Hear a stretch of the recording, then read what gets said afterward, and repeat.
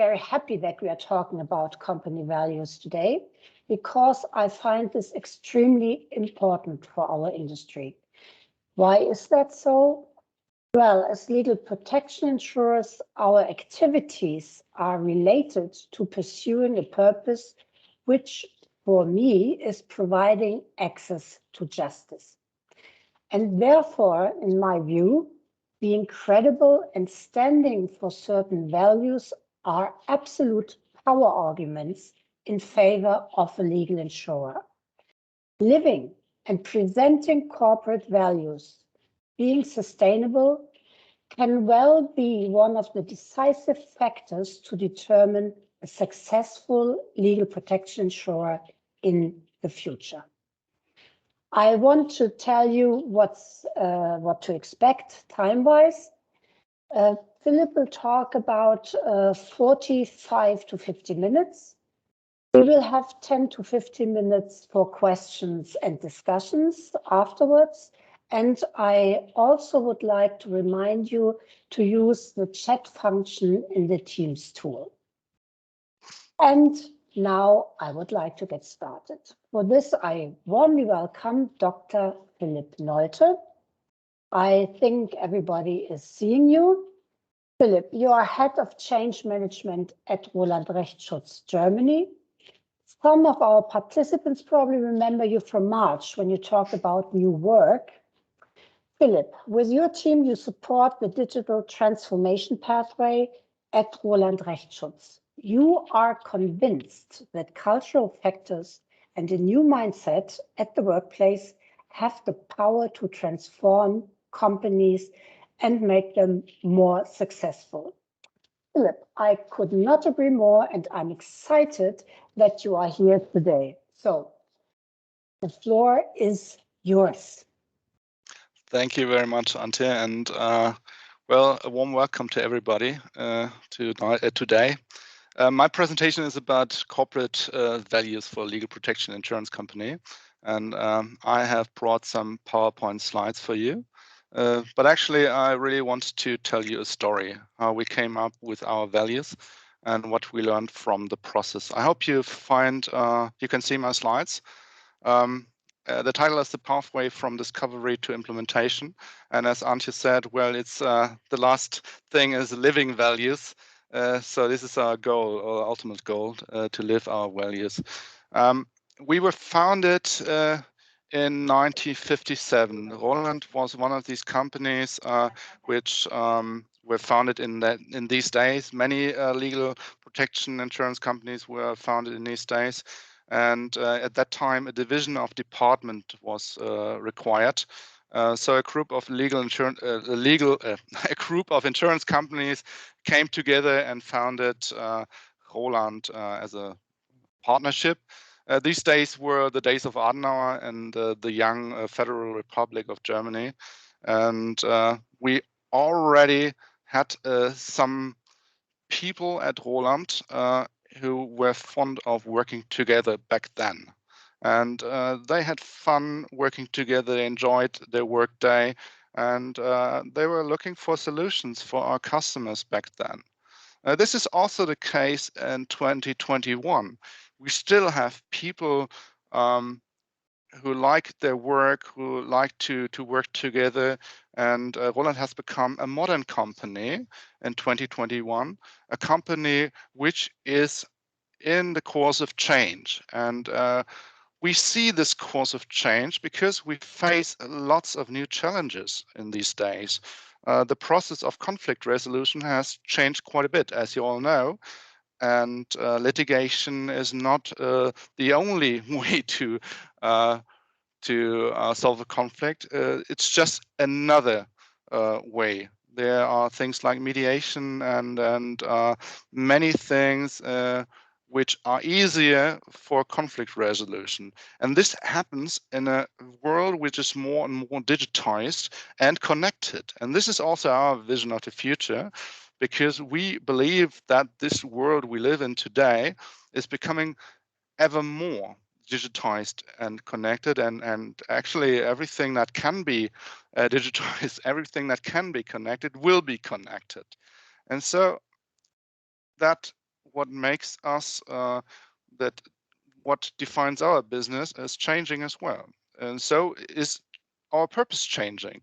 Our purpose, the purpose we were founded with in 1975, 1957, 75, I mean, was the one of separation of the one of paying legal fees, and we were separated in these because of division of departments, and legal fees were actually, this was the only purpose we were founded for.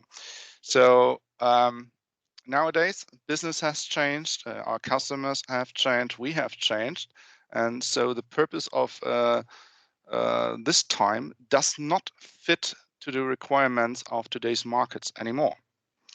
Today's markets are the markets which have changed because the world has changed, and Rohler actively plays a part in that change. We have changed as a company, and so our change actually is a combination of a response to external challenges, such as the digitalization, new business models, a change in customer expectations. These customers we serve today, they experience companies such as Amazon, such as Netflix, and of course they ask us, why don't you offer easier solutions for us? Why don't you offer more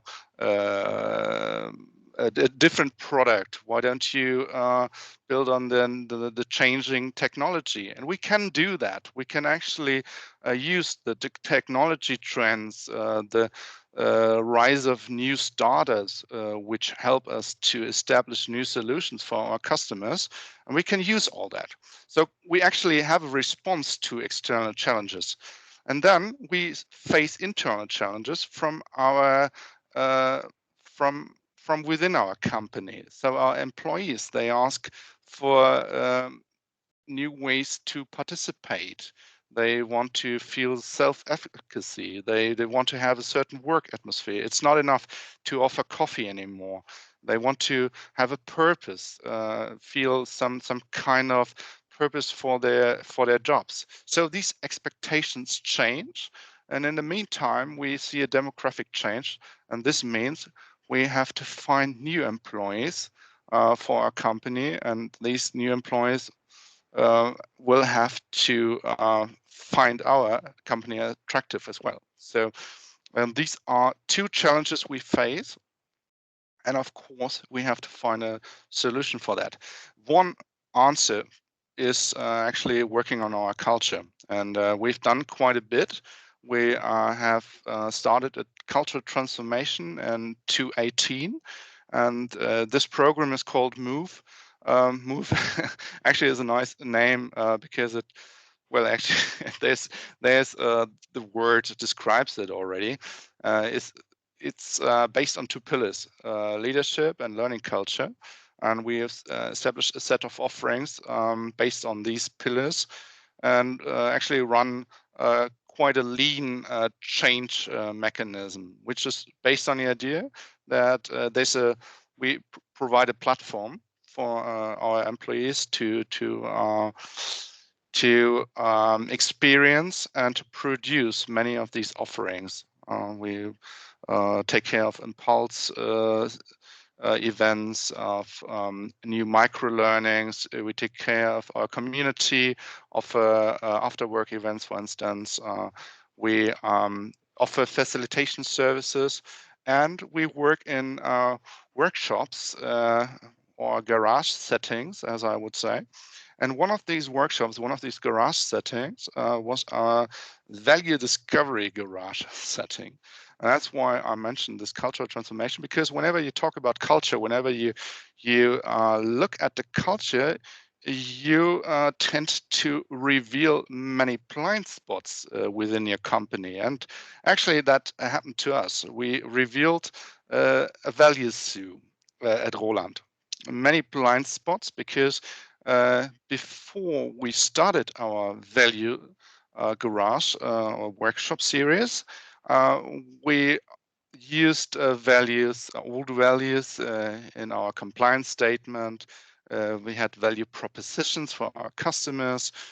We had this change program move using principles. We had employer branding values, product positioning, the brand, the claim, the strategy. So everything was actually it was diverse, and I would call it value zoo, a landscape, but not an aligned landscape. So we had to start sorting that landscape, because in a world which is ever more complex, we need some things that give us orientation. We need the lighthouses. We need these things we can use as an orientation point, and try to get some clarity out of it.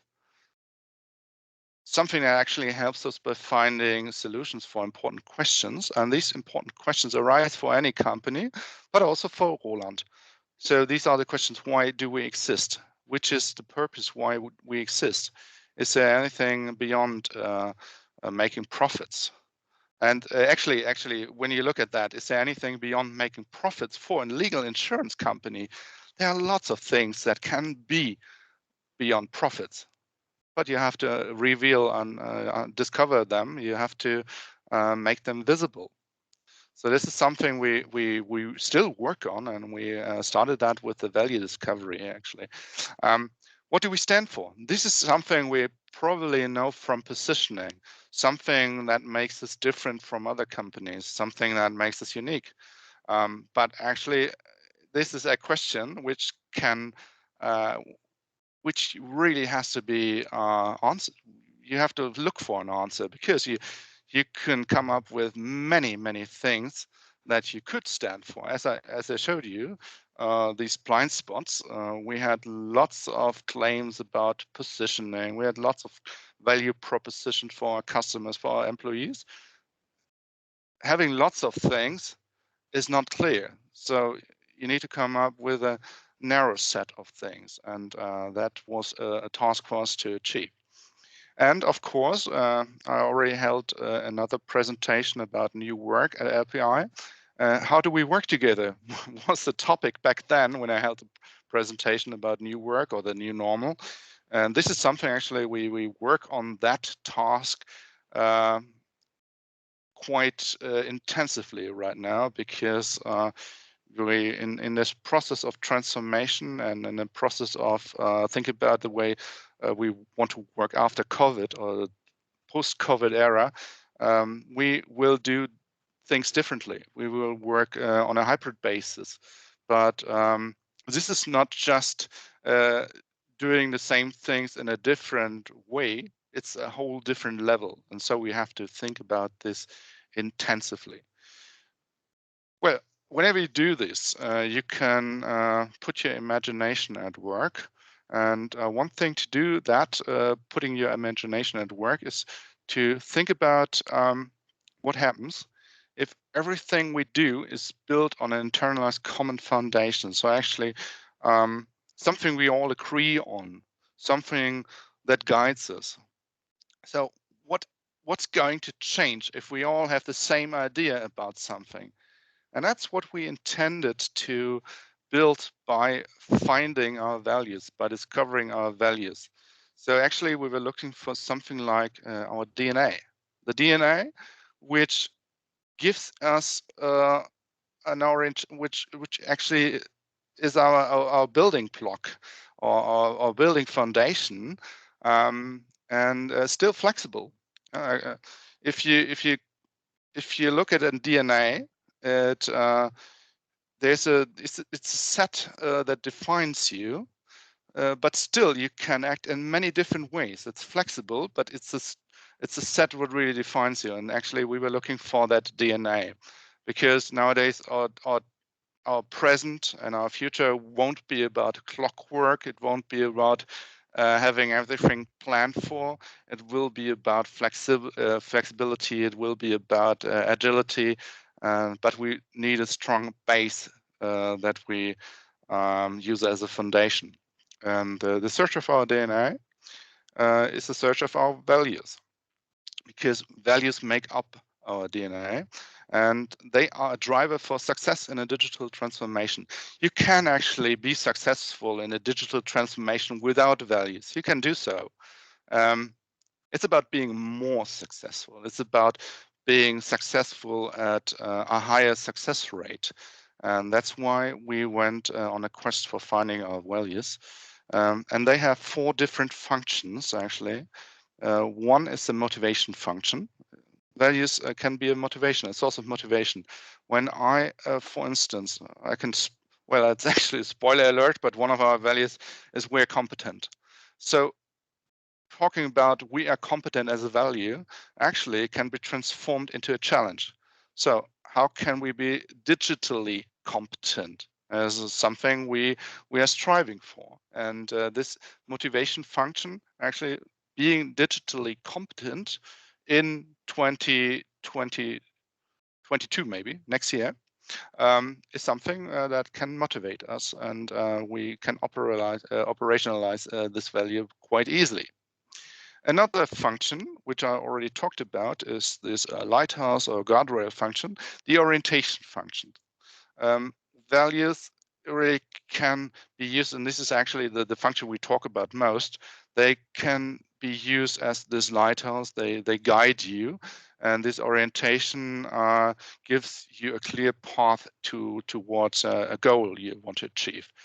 But there are more functions. The legitimization function is one other function. This is actually one of the functions most used by employees, because when values are set in a company, I always tell the employees, well, you can use them as a tool whenever you want to decide something. And one of our aims is to empower employees, to empower them to make their own decisions, to have the courage to decide things. So I tell them, well, whenever you make a decision and you make a choice, look at the values. They can legitimize your decision. And well, actually, people do so. And whenever they take a decision, some of them at least, they say, well, this decision is based on our values. So it's actually a more, this is a stronger decision to take when you base it on values. And of course, I talked about one other function early on, purpose. More and more employees ask about purpose. They want to achieve something beyond their working role, beyond earning money and making profits. So the purpose function is one other function that can be used. 4 functions at the core. And when you put these functions into action, when you have the right values, and these values can be interpreted right, they have really the power to transform your business and make your business more aligned with what you want to achieve with your goals. But actually, let's dig a little bit deeper. And digging deeper, I want to show you some of the, well, just a little bit, some of the theory we're working with. When we talk about needs, and we all think about Maslow. Maslow came up with the needs pyramid in the 40s already, and it's still used. It's still a very popular pyramid from basic needs to self-actualization. When you think about it today, we can actually come up with a more modern, more digital pyramid today. It's one that Bain and company proposed in 2015. And they actually said that most functions, most attributes of products, or functional attributes of products are served for already. So it doesn't matter which car you drive. It doesn't matter which smartphone you use. It does not really matter which plane you use. Actually, you get from point A to point B using any airline. But what does matter is the level above, or the levels above, actually.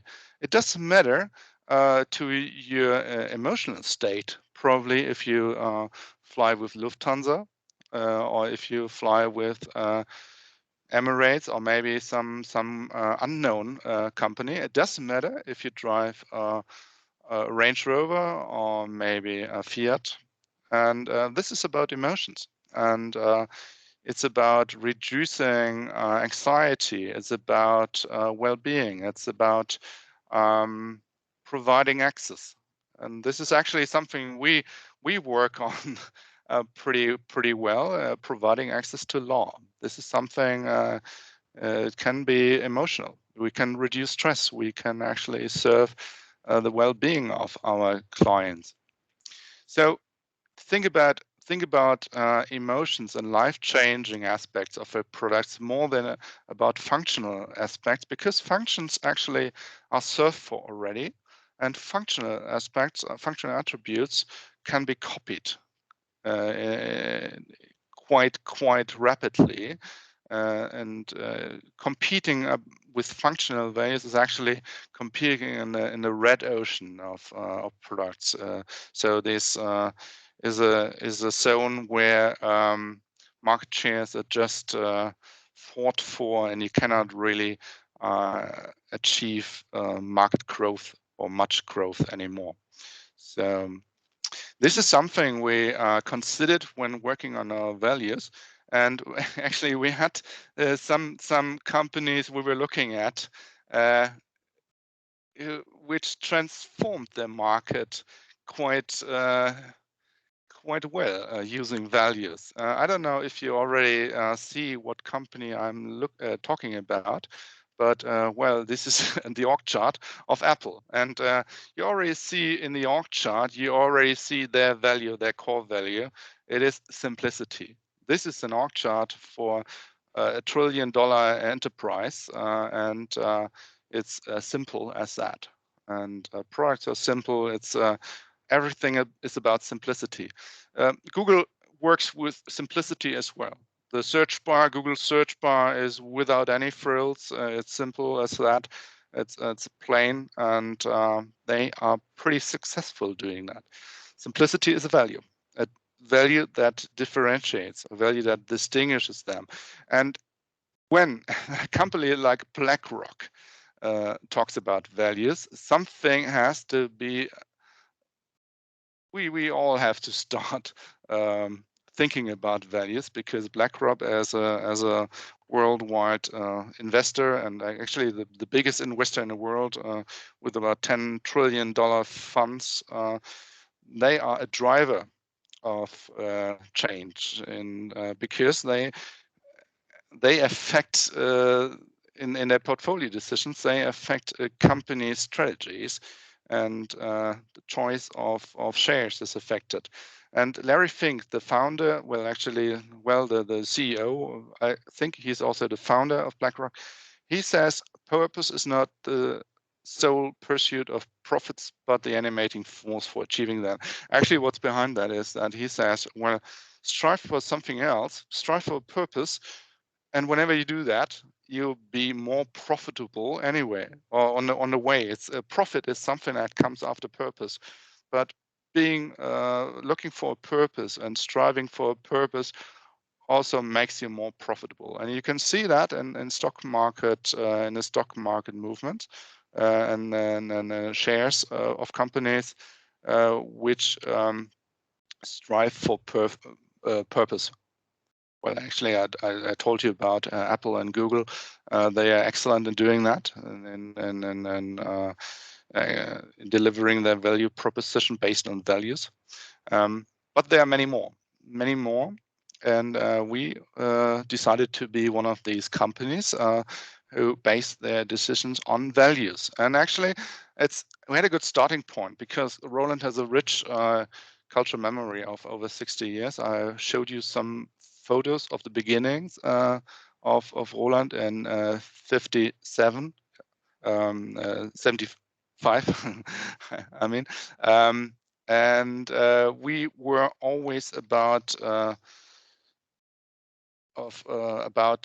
providing legal insurance for our customers, and we do that as a company which is actually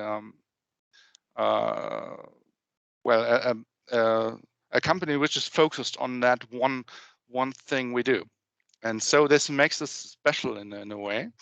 And this is a good basic start for the value discovery I'm going to talk about now. So what I'm doing now is I show you the process of our value origin, or the history of our process. And we started out with a workshop, or this garage setting I told you about. In this setting, we included stakeholders all over the company. You see Rainer Brune, our CEO, but you also see colleagues from the various parts, from the Agile community, project management, from our operations, from our HR department, sales. So all across the company. And this was important because when you try to develop values, you have to, or I advise you to look at all the different stakeholders and to include them in the process. And I will show you how we did. We included the stakeholders in that process, or even more stakeholders in that process later on. So what did we start with? We started with an inventory check. I told you about the value zoo, and this was a good starting point for our inventory check. And we came up with 52 values in the first inventory.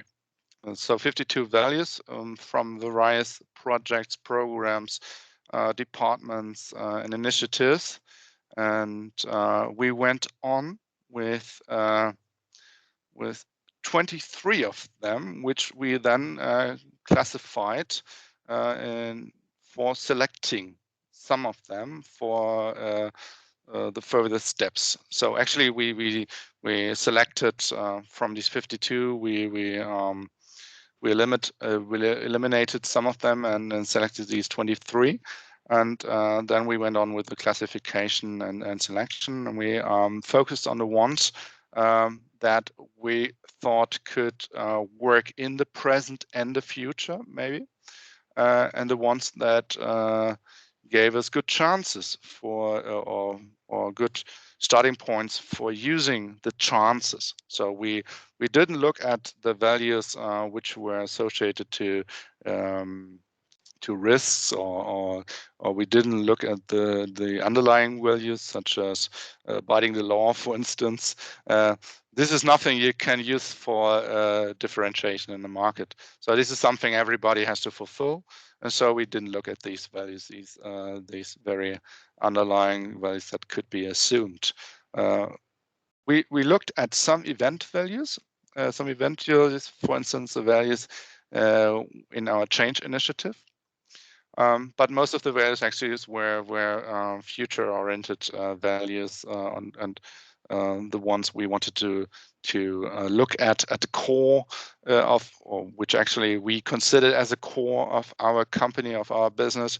And some actually we said, well, these could be the ones we have to focus on.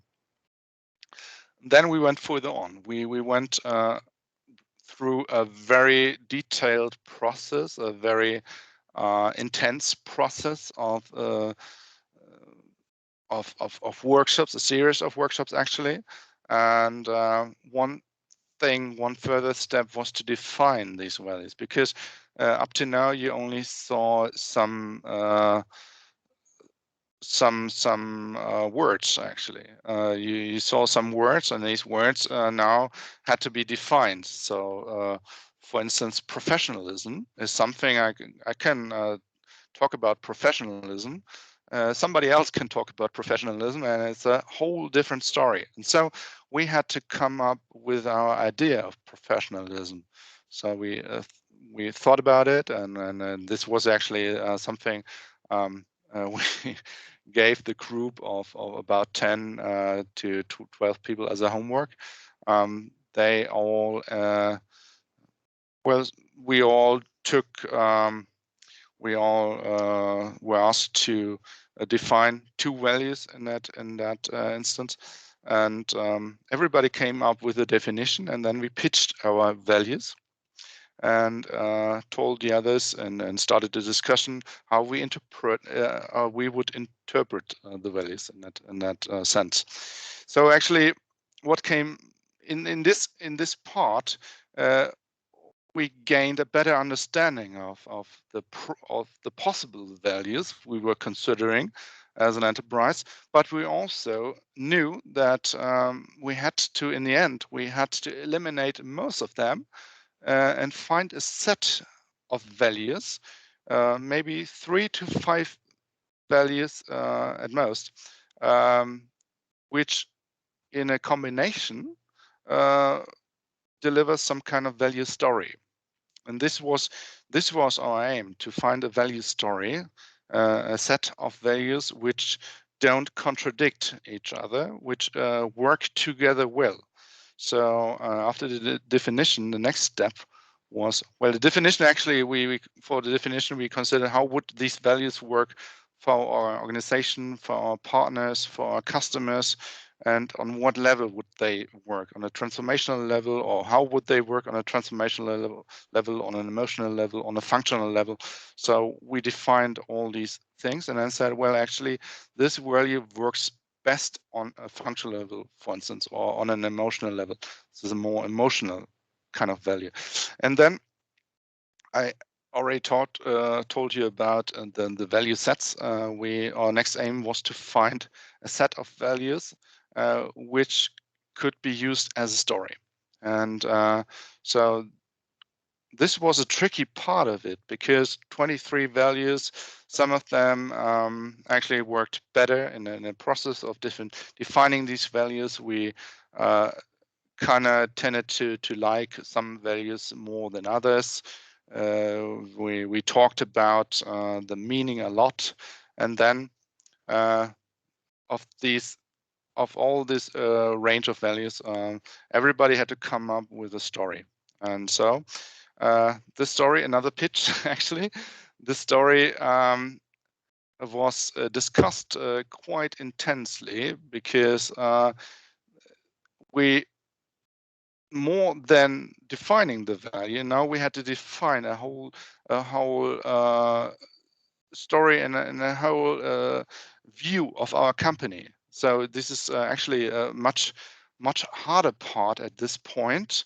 And somehow after circling a lot, and after making all these circle and being actually, it took us a while, and some of us started to ask, well, will there be an end? How can we find something if we have to discuss that all so intensely? But it was good to use the intense discussion about it, because we learned a lot on the way to finding our value. And actually, some of the learnings gave us a better understanding of our values, of our company, and the way we wanted to work together. Well, in the end, actually, we somehow reached at a point where we could say, well, let's now have a cut and decide for one story we use. And this one story was a good story because it was a combination of our present, our past, and our future. So actually, we found out that we had found a solution to include our past, where we came from, where you saw the picture of our past, and to build a bridge into our future. And this was a story we liked a lot, but still we were in a circle of about 10 people, and 10 people, well, 10 people who like something a lot is not much in a company of more than 700 people. So we decided to build a prototype, and the prototype, a poster actually, to formulate the story and go to our employees and ask for feedback. So employees were actually regarded as the #1 stakeholder group. And when we started to ask for feedback in the departments, our employees were very critical, because they said, well, you do something in these values, you focus on the customers and you focus on the other stakeholders, but why don't you focus so much on us? What's in for us, actually, they were asking. And we said, well, don't you see something in for you? And we included you quite a bit, but somehow they were not yet satisfied. Told us lots of things that were good, which was a good basis for the further process. But they also told us many things we had to correct. We had to the issues we had to solve. So another time circling around a little bit, but soon we came up with a second solution. We included all that feedback in our second prototype, went back to the employees, and this time the feedback was much more favorable, and employees were actually satisfied about these values, and they said, well, that's a good starting point. We like these values. That was a good point. And we said, well, this is about the 90% level or 85% level. We can be satisfied with that. Now we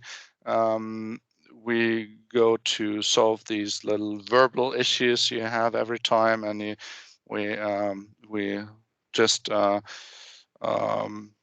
up with a story which maybe is our communication department worked a little bit more on the story, but actually this was a solution we liked, and the solution was a good one. So in the end we decided on that, and it was a solution. Or this was the point where we said, well, the solution is found. But whenever you find a solution and you find your DNA, you have not finished the process. Before talking about the implementation of our values, I want to show you our values. We said it's about 4 values, and these values clearly define what Roland stands for. Wir sind offen für Neues, which means we are open for new things. Wir sind kompetent, which means we're competent. Wir sind gemeinsam stark means we are strong together. And wir finden eine Lösung means we find a solution. These are our 4 values, and these 4 values can be found in our past, in our present, and we aim to find them in the future again. So we interpret them for the future, and this is something that has to be done during the implementation phase and the phase of living our values. The nice thing about it is that I told you before that values have to be something unique about, and they have to show something unique about your company. And we could have, because our shareholders are Gotha and AXA, we could have looked at their values and maybe copied some of the AXA values, some of the Gotha values, or maybe a mixture of both. We did not do that, and so actually we found our own values, and this is a good citation probably. Strength lies in differences, not in similarities. So these are the true Roland values. These are our values. So let's now look at the implementation phase. So we found the solution, we found our values, and then the next step is to implement them. And because values are something like a Swiss knife, these values at least, being open for new things, being competent, you can interpret them. They're wider values, which is good for us because these are flexible. But being flexible actually means you have to learn to work with values. And the Swiss knife is something which I like as a product because, well, actually, I like it as an example because you have to learn to work with a Swiss knife. It's not something you use from the start. Sometimes you only use 1 or 2 functions, but our aim is to use many of these functions to use the versatility of values. So actually, it's something at this point we set the dynamics of effects in motion, and we had to start with communicating our values. We had to the first thing we had to do is that we have to make we have to make sure, or we had to make sure that the employees got to know our values. Then they had to develop some kind of attitude, a positive attitude. In the next step, knowing and having a positive attitude towards values is not enough. They have to be able to use these values to base their actions on values, and this should be should have an effect on our company, because we want to use the values as a differentiating part of our positioning and of our everyday life at Roland. And so if there's an effect, and well, there should be an effect, this effect has to be measured, and can be measured actually. So this chain was to be set in motion from attitude to measurement. And the first thing we had to do is to have somebody take care of the process. So that was quite easy, because we had this garage setting, the workshop setting, and we set up a core team from within that garage team, and they actually meet on a bi-weekly basis. And started with the implementation at the annual leadership meeting in March. The annual leadership meeting at Roland was an online meeting with 2 parts, 2 days, 2 parts, and 2 half days actually.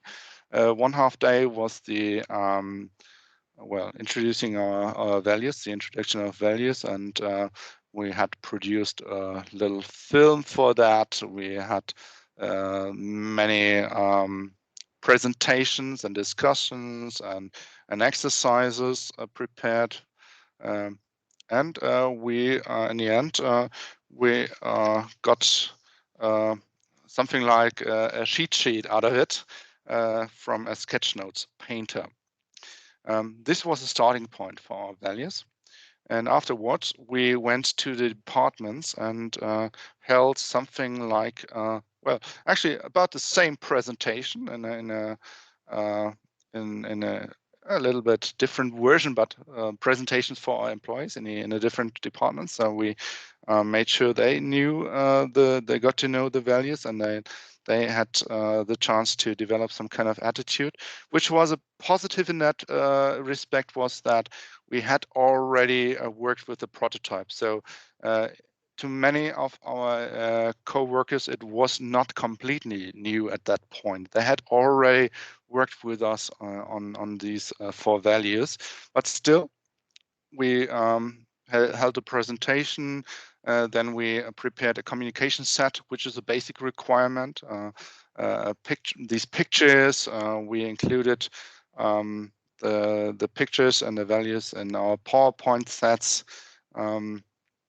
We called out the value weeks initiatives, publications in our in our conference intranet, also in other publications.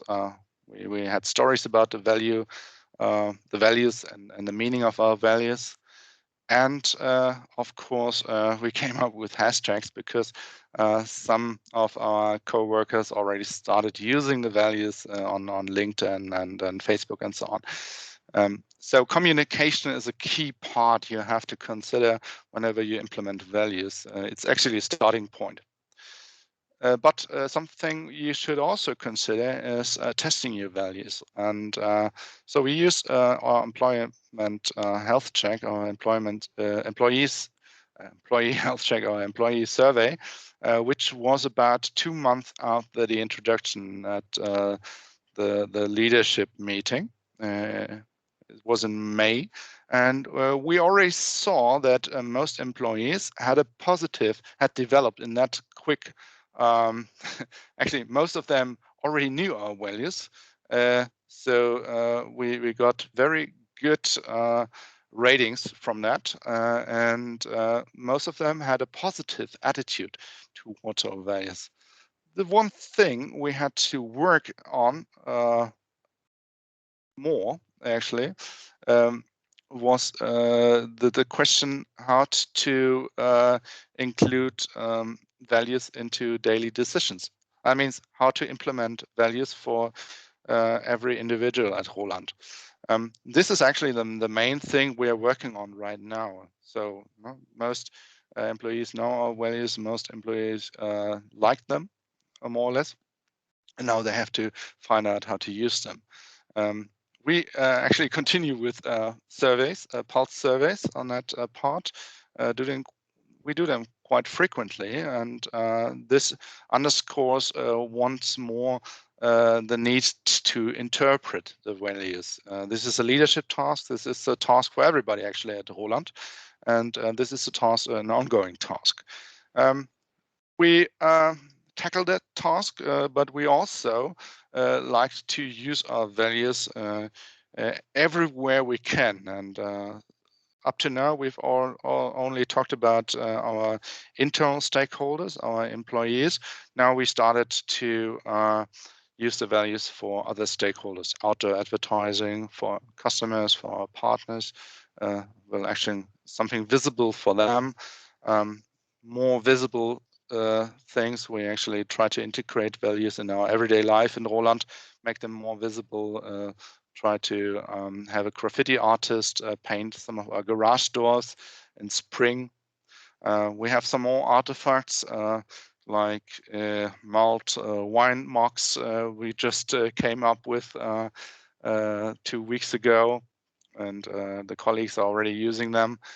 We have stickers, we have bottle openers, we have a value board where people can describe how they interpret their values and what kind of a positive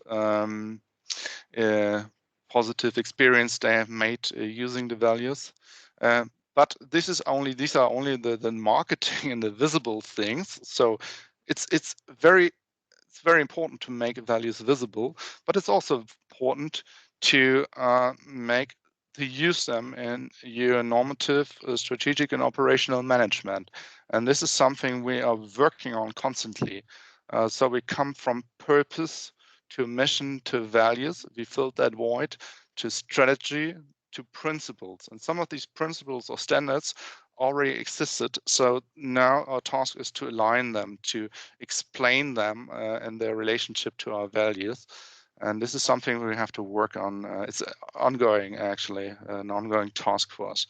And one more ongoing task for us is to come up, well, on the way from implementation, from values to action, actually, as I called it. We have to find some kind of governance, some kind of organization, which takes the accountability after the workshop or this garage setting is terminated, because actually these garage settings are just for a certain period of time, and somebody has to be the owner of these values, or some people maybe, or some departments. They have to be the owner of values in 5 years, in 10 years, in 20 years, because these values are actually they're identified for a long time. You don't change values like your socks. And so actually they have to, on the way to living our values, we have to come up with accountabilities and governance. So now the present task is to find solutions for the governance, which actions can be taken for the people or the departments who take care of certain values. Maybe they can find indicators for measuring their achievements. There has to be an improvement process, and of course we have to go on with the communication. We have to strengthen our narratives. We have to market our values, and it's actually an ongoing process which never stops, because our company always is in a course of change. There are always new things that come around. The market change, customers change, and our people, our employees change. And so this is an ongoing challenge for the future. That's actually the process I wanted to show you, and I hope you enjoyed the presentation. Thank you, Philip. I must say, I find it extremely exciting. Before I ask any questions or say anything, is there anybody from the listeners who would like to ask a question? Please, it's possible to unmute your microphone and ask a question if you like. Nope, there's not. Okay, then I feel free to ask a question myself, which I will do. I was a bit surprised, Philip, about the values you agreed on. I would have thought that you would agree on something like we act ethical, we are, I don't know, punctual or whatever. Why was it those values you agreed on, or what was the process or the reasoning behind that? Yeah, that's a good question, Antje. It's actually this process of identifying values that differentiate our company. And I talked about that a little bit earlier. We could also talk about punctuality, about abiding the law, and all these things. But as I assume, these are things every company has to do. And as every company has to do that, this is nothing that differentiates us. We cannot be better at being punctual. We have to be punctual. That's a fact. If we are not punctual, or if we are not, if we do not pay our employees, for instance, we go out of the market. So it is actually something everybody has to do. And these underlying values don't give you any advantage. I see. I'm wondering how difficult is it to really keep the people abiding to these values? And also nowadays, people don't stay with the company very long. They change every, I don't know, other year or every year. Do you feel that those values, the way you live them, the way you implement them, convinces also your employees to stay with Roland, or isn't that anything you have experienced yet? Well, actually, we hope that these values give us an advantage as an employer in the future. Nowadays, we think that we have found values that we actually already live in the present world. We live many of these values. We strive to get better at them. So we are actually a company of people who like to work together and to spend time together. And this is a challenge for us because we want to stay that kind of company. As a Cologne-based company, Carnival and all these festivities was something, well, really something we that gave us a chance to get together once a year and to experience something, an event together. That's no longer possible with COVID. So that's actually something we have to work on now. And it gives us orientation in our new normal process, for instance. We really work on creating chances to get together. That's something we focus on. This year we had about 10 after work events. Every week there was an after work event. Well, in the second part of the year. Now we have the Christmas market. This is something because we look at the value. We are strong together, and we take actions from that. I cannot say if people stay with us because of values. Maybe they stay a little bit longer, but I can say it reduces friction if people work together and they have the same shared values. Reduces frictions, and it makes them better. And maybe that's a reason for some of them to stay longer or to be more motivated, to be more content. It's not the only explanation, but it can do quite. It can actually enrich your explanation. All right. Well, I am looking at the time and maybe give again the chance for somebody to ask you something. I must say I have 100 questions, but I will not ask them now, I promise. One thing I wanted to say, that this topic will be something we will be dealing with in the future. I'm sure about this. And also, some of you might know, we had a workshop in Vienna that was approximate to what you described. It was about values, it was about sustainability, it was about what's important for legal protection insurers in this whole setting of giving value, of being sustainable.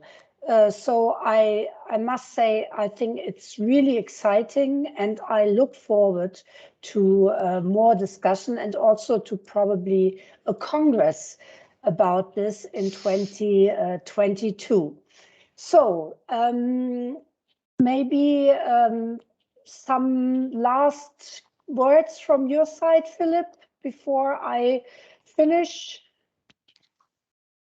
Well, actually, I can recommend everybody to undertake such a process. It's nothing you do quite easily. It doesn't come in an instant. It's a tough process. It takes lots of discussion. You have to make sure not to jump into any conclusions or any result too quickly. But as you go through the process, it really helps you to understand your business logic and to understand and helps you to understand your value proposition, your competitive advantages, and it gives you a good starting point for a whole of for many other questions which actually come up anyway. So really use that as a starting point for anything you do in a transformation process. Okay, well, that was a good closing line, I would say. I wanted to thank you again. I wanted to thank everybody for participating. We will have Philip's slides available, and I will also make available the recording of this webinar. I would like to announce that we have another webinar in February about after the event insurance. Simon Waugh will present this topic, and I guess it will be quite something new for many of you. So that leaves me to wish you all a Merry Christmas and a very Happy New Year. And I must say, if I had a wish for the next year, it would be great if 2022 would be less about COVID-19 and more about meeting and seeing each other again. That would just be absolutely marvelous. So, bye-bye, everybody, and take care. Stay healthy, and I look forward to seeing everybody again soon. Antje, it was a pleasure, and I really liked being here. And if anybody has any questions, feel free to contact me. I like this topic a lot, as you could see. And feel free to contact me via LinkedIn also. I'm sure there will be somebody who will be in touch with you, Philip. All right, then I'll close this meeting and send you off to Christmas. Tschüss. Have a Ciao. good Christmas, man. Bye. Ciao. Bye. Bye. Bye.